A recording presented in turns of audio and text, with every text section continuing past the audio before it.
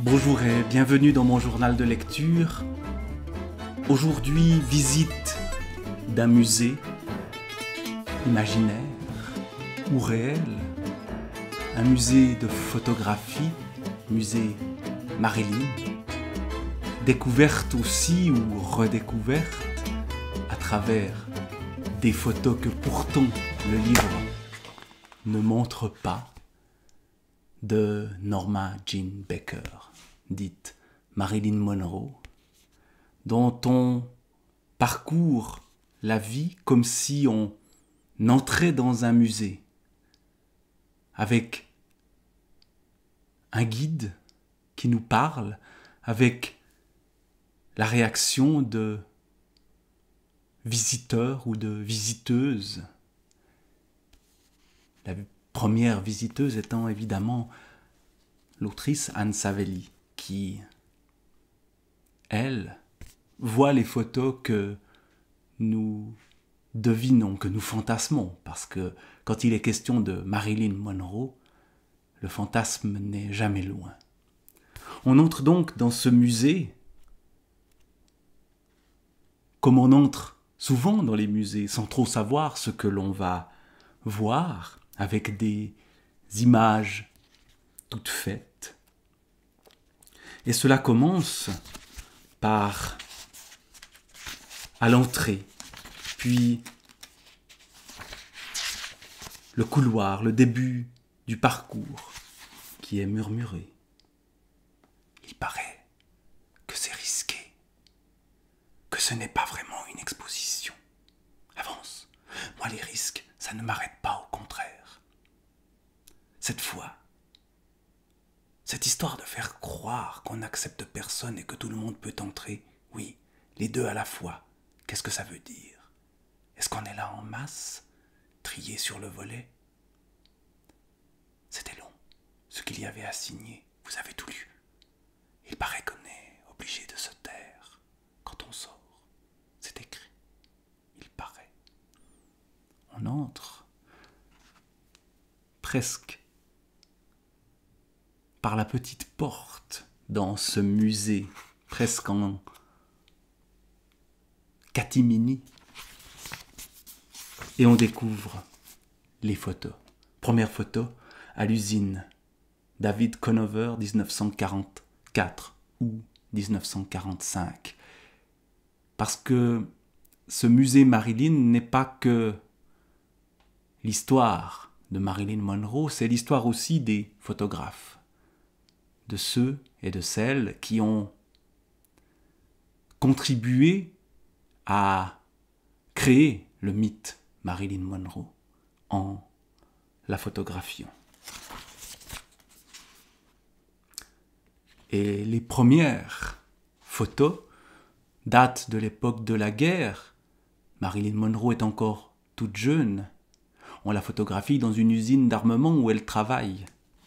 Et d'emblée, on a la voix du guide qui décrit la photo, qui raconte le contexte, et puis on a la réaction,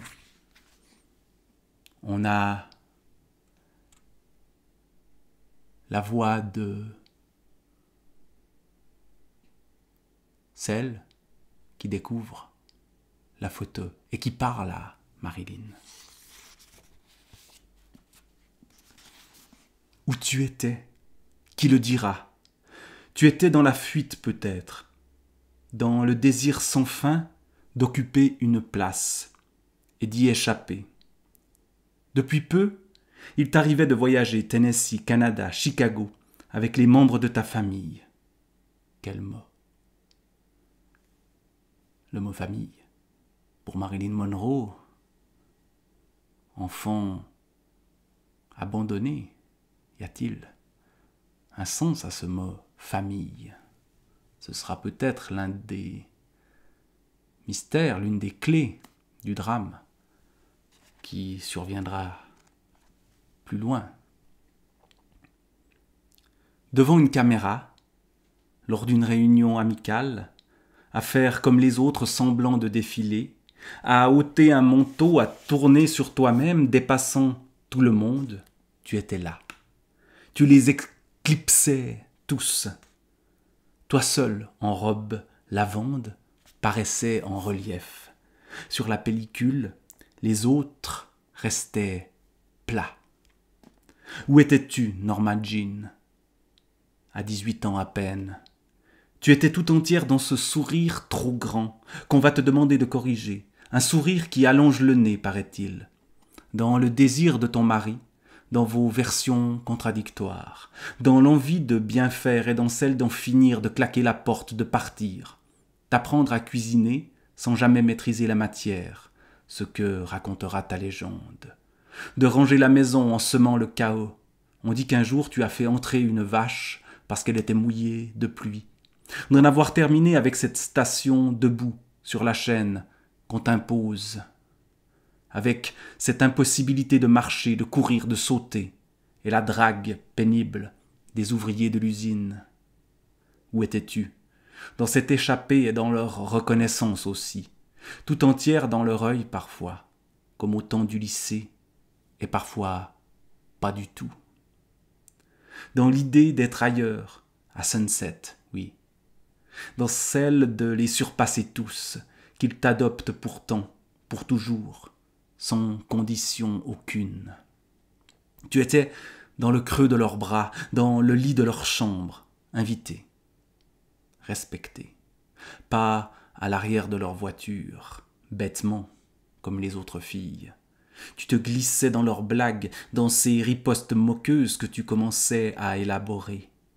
Comment les retourner, ces vannes, ces saloperies, pour en faire des louanges. Tu étais dans les sifflets des camionneurs, où tu voyais des compliments. Tu étais très exactement à l'intersection de l'applaudissement et de l'insulte. De quelle arme disposer pour parvenir à l'équilibre? Sourire. Déjà dans ce petit extrait, il y a toute l'ambiguïté de Marilyn. Le sourire, le désir des hommes. Désir des hommes dans les deux sens. Elle désire les hommes, mais surtout les hommes la désirent. Objet de désir que Marilyn Monroe, bien sûr, mais sujet qui sait comment provoquer ce désir et cette intersection de l'applaudissement et de l'insulte. Ce sentiment que tout est là, que tout est dans cette idée-là. Intersection de l'applaudissement et de l'insulte. Et trouver l'équilibre, elle le trouvera un temps, puis ne le trouvera plus. Et on parcourt donc, à partir de ce début, la carrière de Marilyn Monroe. Elle n'est pas toujours expliquée de manière complète. Elle est esquissée à travers les photos, à travers les photographes qu'elle rencontre, à travers ses relations avec ses photographes, et évidemment les relations aussi avec d'autres hommes, d'autres femmes. Ses maris, Joe DiMaggio, Arthur Miller, qui sont là, qui passent comme ces hommes où elle est invitée, respectée. Le sera-t-elle toujours respectée? Voilà déjà un malaise. Et ensuite donc, on passe la liste des photographes. Joseph Jasger, 1946, sur la plage. Ou alors André de Dienes, 1946, dans le vent. Ou encore Earl Moran, 1946-1950, devant la toile. Et puis, un peu plus loin, 1949, Philippe Halsman, en groupe. Et dans l'écriture d'Anne Savelli, les voix se répondent, se mélangent. Il y a celle d'un guide qui petit à petit se fait happer par son sujet, qui est très bavard au début, puis perd l'assurance qu'il avait. Il y a aussi ce « je » qui est peut-être aussi le même guide ou qui est une spectatrice, un spectateur, on ne sait pas, et qui parle à Marilyn. Marilyn elle-même ne parle pas, on la tutoie, mais elle reste figée sur les photographies. Je me retourne, je quitte le groupe, je disparais discrètement, me poste à côté de l'appareil et te fixe. Parlons du conformisme, veux-tu. Malgré le naturel que tu affiches, on ne peut être plus conforme que toi sur certaines photos de la fin des années 1940, du début des années 1950, à sourire bravement, prise dans l'étau de sexagénaires à qui tu dois donner de l'éclat. En réalité, tu les pulvérises. Ta jupe en coton, ta robe de soirée trouvée au rayon accessoires de la Fox. Des moyens de survie face à ces hommes au pouvoir multiple. Belle et blonde, et si bien roulée, voilà qui ne suffit pas, cependant. Il faut une grammaire de l'apparition, surligner sans hypertrophier, rendre évidents ses atouts merveilleux, sans tomber dans l'outrance, ni se rendre invisible. La contre-plongée vient allonger les jambes, le maquillage léger est le fruit d'une création, d'une composition que tu sembles seul à connaître et qui prend 3 heures, on le sait. Pourtant, au-delà de ces artifices, il y a autre chose. Réussir à suggérer sans cesse l'indépassable est un art consommé. À distance, si on compare avec Jane Mansfield ou Mamie Van Doren, on se dit que ce que tu as inventé de toi-même est bien plus subtil que prévu. La mise en scène peut être ridicule, toi en mini-short blanc à la périphérie d'une troupe qui inaugure un yacht, collé à de vieux types qui trinquent à leurs bons résultats. Tant pis. Tu as repéré l'appareil photo et tu fais ce qu'il faut pour émerger. Tu engranges, tu sais que ça servira. L'apprentissage. Trouver comment se servir de ces sexagénaires riches, de leur pouvoir, comment avoir du pouvoir sur eux, mais encore une fois, les jeux de pouvoir sont à double sens et sont éminemment dangereux, bien sûr.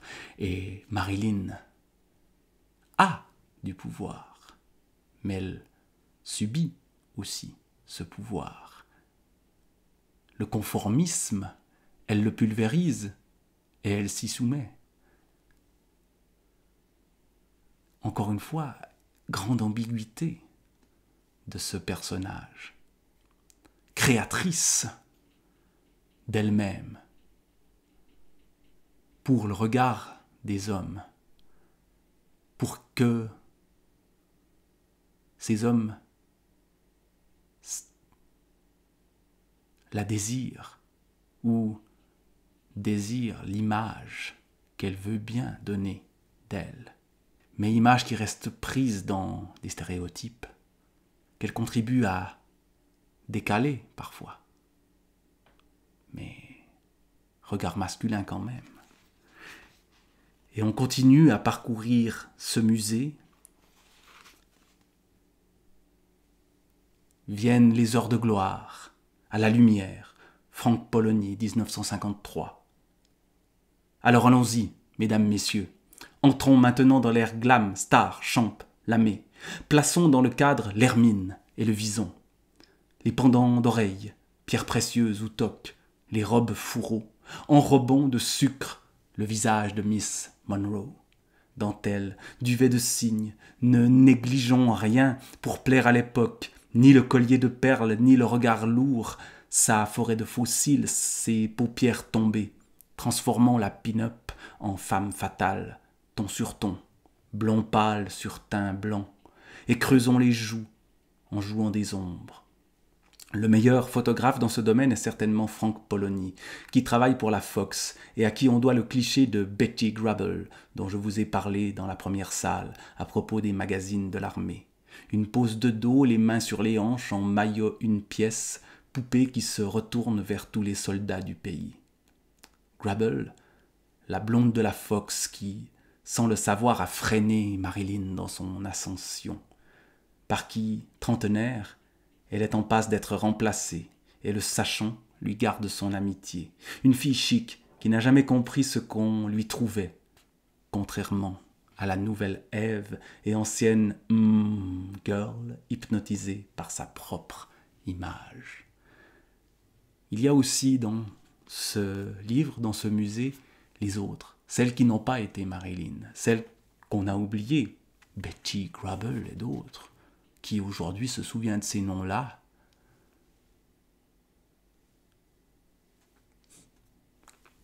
Peut-être quelques personnes, mais en tout cas moi je m'en souvenais pas, alors que Marilyn Monroe, tout le monde connaît quelque chose. Tout le monde a vu quelques photos, pas forcément les photos qui sont présentées ici, même si évidemment les célèbres photos, on les voit aussi ou on les devine au milieu de photos plus confidentielles. La gloire, mais la gloire, toujours dans l'ambiguïté, toujours suivie du malaise. Et puis toujours cette peur chez Marilyn Monroe, vue peut-être sur certaines photos, cachée aussi. Cette peur de l'abandon. Abandon lié à son enfance.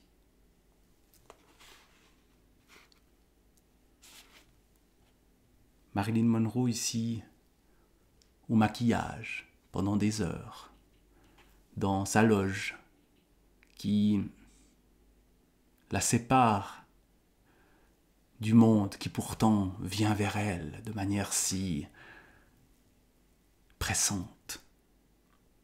La voilà. C'est évident. L'enfant abandonné se plante devant toi tandis que tu examines la texture de la poudre, vérifie les reflets des boucles, les cils. Le regard fixe, elle exige un adulte qui prendrait soin de son avenir, qui saurait la guider, lui dirait des choses simples. Tu es encore petite. Ensuite tu vas grandir, devenir jeune fille, jeune femme, femme, vieille, morte, et ce sera normal. L'enfant abandonné refuse la souplesse, le sourire Marilyn. Tu te retournes, ou peut-être même pas, car tu as l'habitude. Constatation. Dans la loge, il n'y a plus que toi, comme adulte. 28 ans et marié, te rappellerait Joe. Sam Shaw est parti après sa remarque. Tu as levé un œil, la coiffeuse, la maquilleuse ont compris la consigne, ont fermé la porte doucement. Tu as demandé à rester seul sans avoir à le dire. C'est un signe de règne, n'est-ce pas? Tu te penches. De près, tu es vulgaire, a-t-il décrété. Vraiment trop maquillé. De plus près encore, tu n'es rien.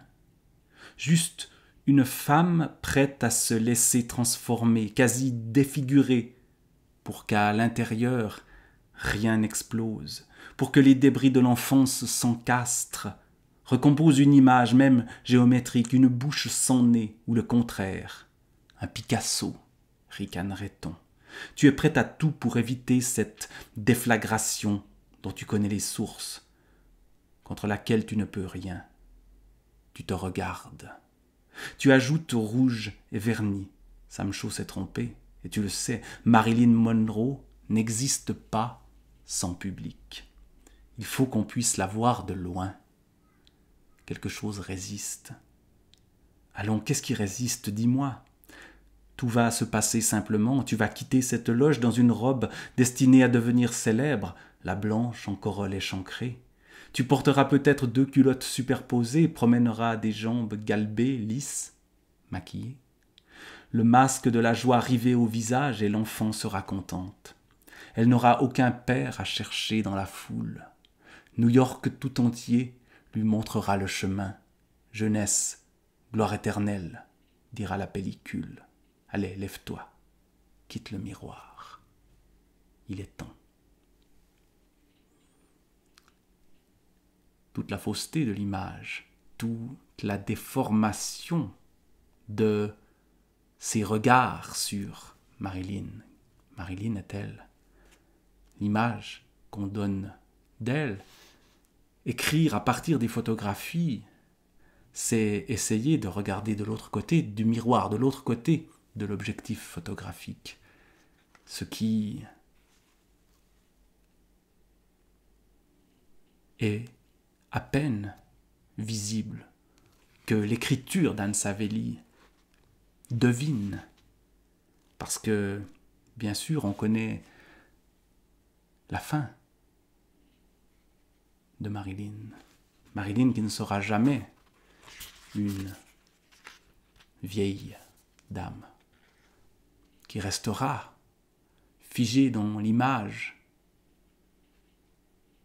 jeune et belle qu'on a d'elle, mais aussi qui restera sous l'emprise des hommes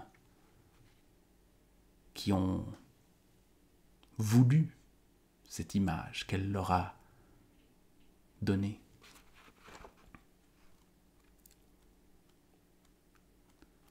Je ne vais pas lire la fin, parce que on la connaît. On quittera évidemment ce musée un peu comme on y est entré, sur la pointe des pieds. Allez, quand même, un bout de la fin.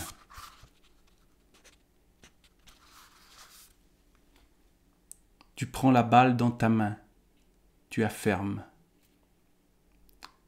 Tu prends la balle dans ta main, tu fermes, tu appuies, tu malaxes. Tu te regardes dans le miroir. Tu restes concentré sur la balle. En face, ce n'est pas toi que tu regardes, mais n'importe qui d'autre, sauf toi. Et tu t'exerces, tu parles de n'importe quoi, du déroulement de ta journée, de ce que tu as prévu de faire. Tu parles seul devant le miroir, la balle serrée dans la main.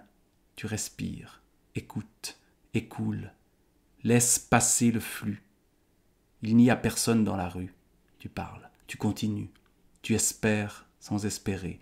Tu déroules le fil, tu souris sans le savoir, tu bouges, esquisse un geste. Ta main s'ouvre, la balle te glisse des doigts. Elle roule, elle rebondit, reste à portée de vue entre le mur, l'arbre et la rue. Tu t'agenouilles pour te voir de plus près. Tu parles sans chuchoter, ni hurler, ni maudire. Tu ne susurres pas. Tu te sens respirer. Tu t'assieds en tailleur. Prends place. De la boîte à la balle, de la rue à l'air libre, apparaît alors, unique et pour toi seul, celle qui en toi ne bégaye pas.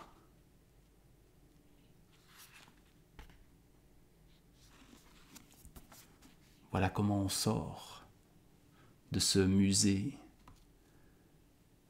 et de ce livre, Musée Marilyn d'Anne